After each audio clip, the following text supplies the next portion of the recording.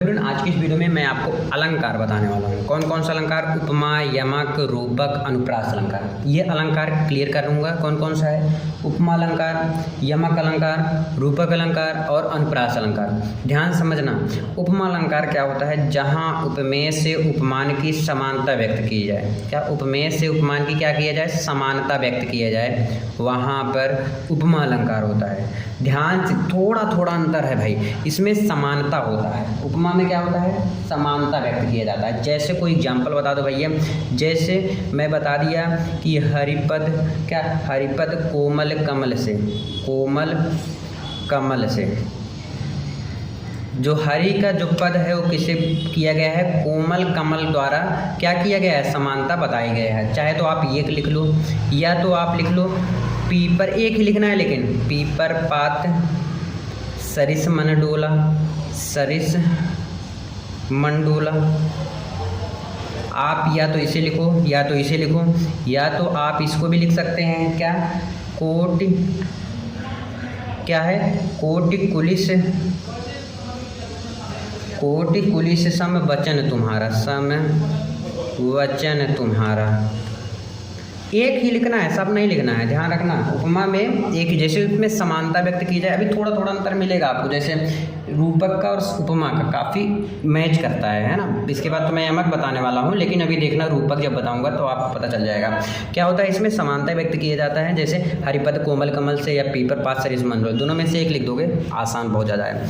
यमक अलंकार क्या होता है? जब एक ही शब्द दो या दो से अधिक बार प्रयोग हो, कोई भी शब्द है वो दो बार से ज़्यादा प्रयोग किया हो लेकिन प्रत्येक बार अर्थ अलग हो, तो यहाँ यमक अलंकार होता है। कौन सा अलंकार होता है? यमक अलंकार। यानी कि कोई भी चीज़ सेम हो लेकिन उसका अर्थ अलग अलग हो। जैसे बोलने का भी बहुत चीज़ रहता है, तो बोलने का तरीका तुम्हारा अलग है, बोल कुछ और रहे हो लेकिन वो बंदा कुछ और समझ रहा है, तो ये यमक अलंकार होता है। जैसे कनक कनक, कनक कनक लिख रहा हूँ, आप भी लिखो।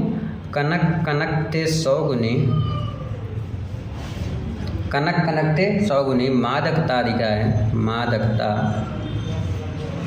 अधिकाय, मादकता अधिकाय, या खाए बौराए जग, या खाए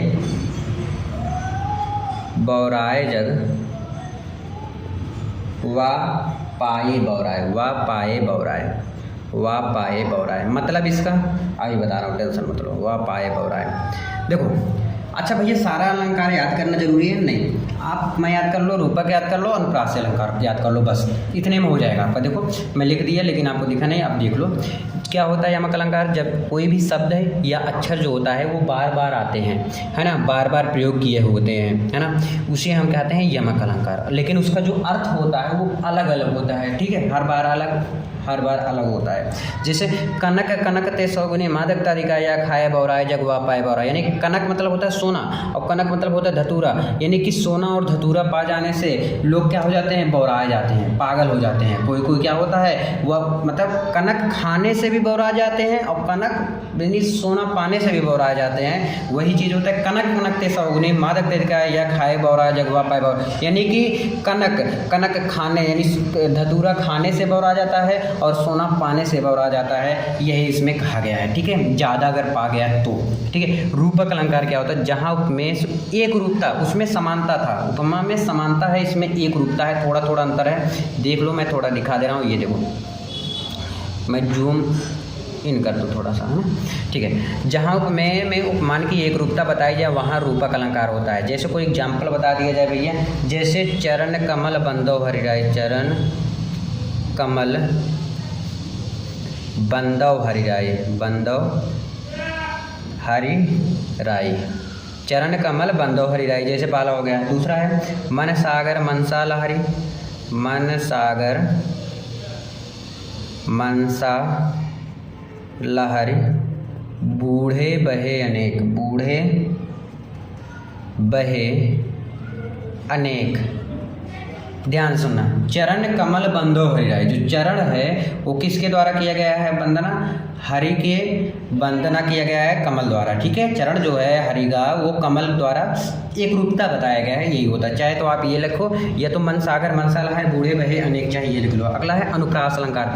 जब कोई वर्ड या अक्षर बार बार आए, इसमें देखो अक्षर भी आया है। जैसे कोई एग्जाम्पल बता दो भैया, तरन तनुजा, तट तमाल, तट तमाल, तरुअर, बहुछाया। अच्छा कुछ इसमें कॉमन दिख रहा है क्या आपको?